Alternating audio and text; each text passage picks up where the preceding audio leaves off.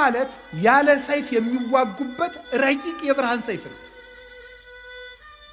አስቴር ወገኖቿን የሚጨርሰውን ሃማን ለመጋደል ሰይፍ አልታጠቀችም፣ ጾመች። ስትጾም እሷ ሰይፍ ሳታነሳ የእሷን ወገኖች የሚገለው ሃማ ራሱ የእሷን አጎት ሊሰቅልበት ባዘጋጀው እንጨት ተሰቅሎ ሞተ።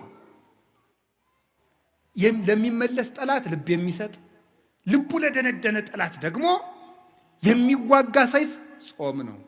ዮዲት የምትባለው 3 ቀን ጾማ ነው የእስራኤልን ጠላት ንጉሥ ያሸነፈችው። ጾም ጠላት ያሸንፋል። ይሄ ብቻ አይደለም፣ የተዋረደውን መርዶክዮስን ሹመት ሰጠው፣ ክብር ይሰጣል። ጾም ወድቆ የነበረውን ሃማ ስላልሰገደልኝ እገለዋለሁ ያለውን መርዶክዮስን በሃማ ወንበር ያስቀመጠ የአስቴር ጾም ነው። ጾም የተዋረዱትን ከፍ ያደርጋል፣ ትዕቢተኞችን ያዋርዳል።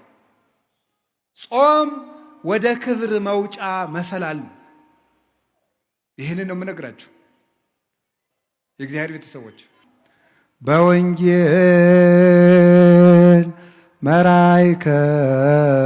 መራይከነ ወበነቢያን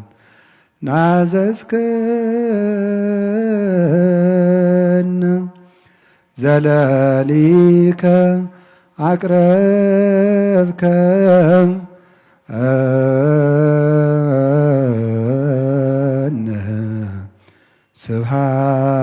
ስብሐት ለከ ወስብሐት ለእግዚአብሔር። ይቆያል።